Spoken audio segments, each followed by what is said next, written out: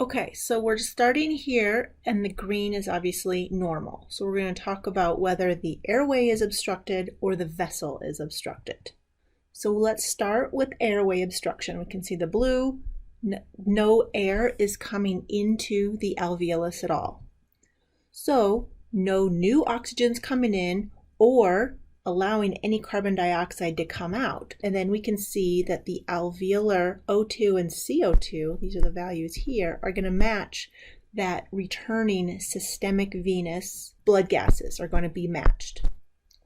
So the blood that ultimately leaves this area is going to be the same as the stuff that just came in the area. Because we can't exchange with the outside world, anything that came in from the tissues is going to go just blow right through the lungs and go right out. In this case, the ventilation-perfusion, we have no ventilation because the ventilation is what's going into the alveolus, but yes, we have perfusion. So because the top value is going to be 0, a number, in the case Q, which is flow into 0, equals 0. So this is considered to be a shunt. How we deal with this is from Dr. Lewis's lecture, so we'll talk about vasoconstriction is how we're going to handle this. So vasoconstriction is going to go just to the unventilated area. So the area that's not getting any new air is going to be very hypoxic. So the hypoxia there in a very local area is going to shut off blood just to that local area. That allows for better disbursement, allowing more flow to areas that do have air. So that way we can maximize the areas that do have air and cut off the areas that are not getting air. Okay, so back to here, let's look on the other side. If we have a vascular blockage at this point, but we have air coming and going through the alveolus. So in this case, no blood is entering this lung area, and therefore our alveolar oxygen and CO2 is going to match the outside air, which means we have a whole lot of oxygen just like the outside air, same, very little carbon dioxide from the outside air and very little from inside because we're not letting any from the vessel to be dropped off because it's not coming there at all. So this vascular blockage is actually because the blood stopped there, it's actually going to be diverted and sent over to other areas to allow the blood to get around it.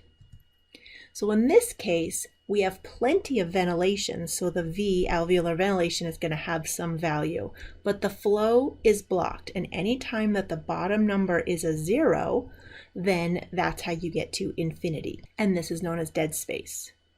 So seen here, we can see that compensation, in this case, it's going to be bronchial constriction. We're basically constricting whatever part isn't getting its flow.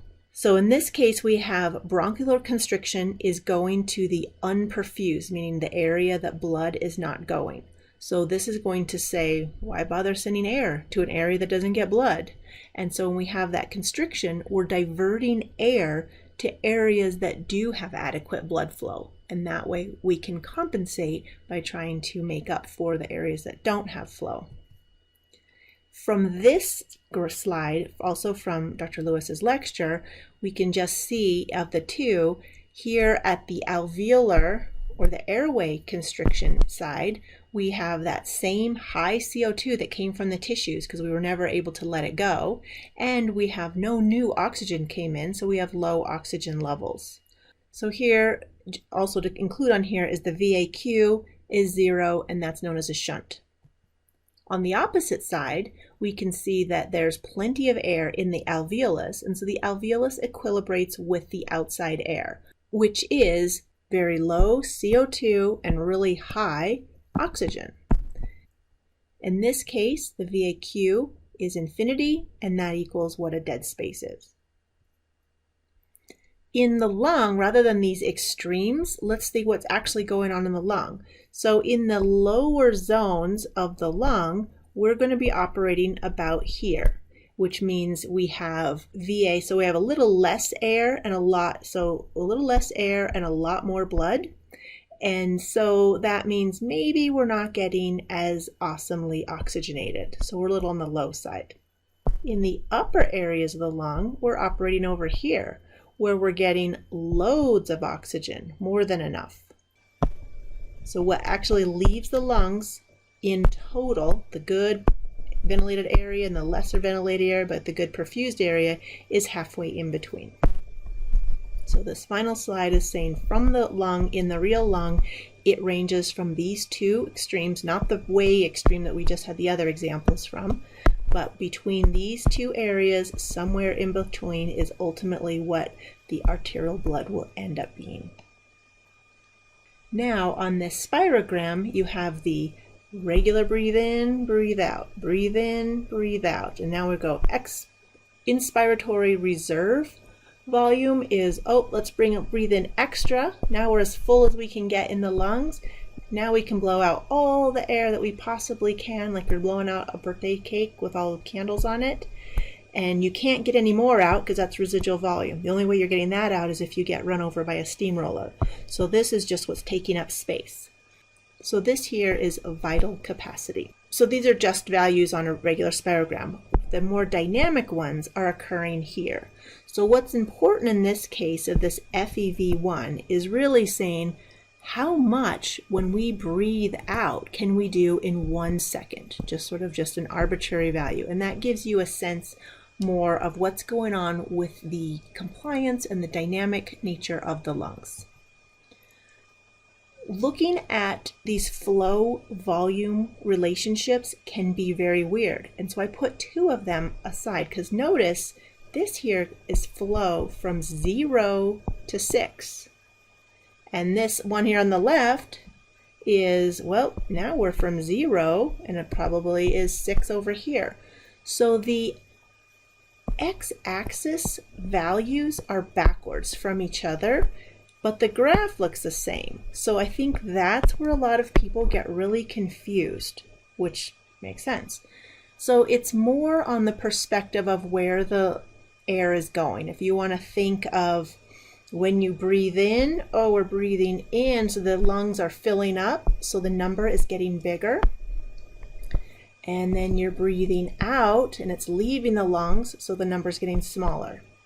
If on the right, it's from the perspective of the machine receiving, you're sucking air in away from the machine, and then at this point when you breathe out, you're blowing air out into the machine, so it's measuring how much you blew out.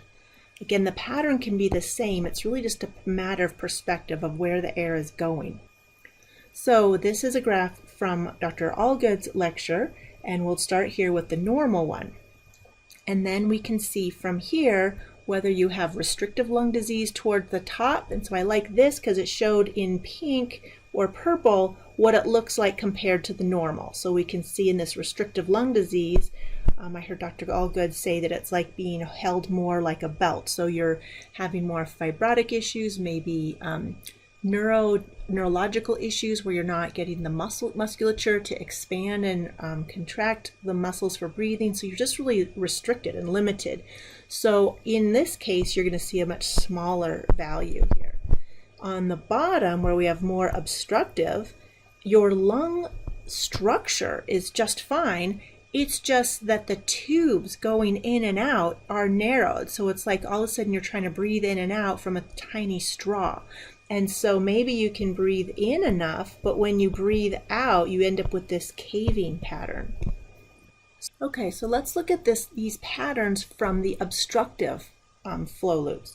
So what you're seeing is this concave coving or scooping pattern that's going to be a hallmark of the obstructive component.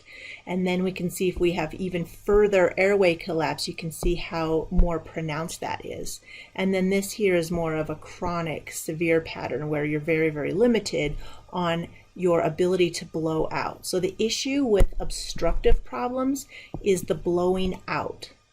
It's like, again, trying to blow out a really, really tiny straw. The restrictive flow loops is if you have an elephant sitting on the outside of your chest. You're just going to be, it's like you're going to be panting, just really short and shallow breaths. So your total volume is actually going to be limited. You're not going to go way out here where it's normal. You're going to be back and forth between here, and this is really short, shallow breaths. But you can probably get them out, air out okay. In some cases, you might have just a same normal, but everything's just going to be less. Like you see over here on the right, it's just going to be less. Hopefully that gave you at least a little jump start and clarified a couple of things.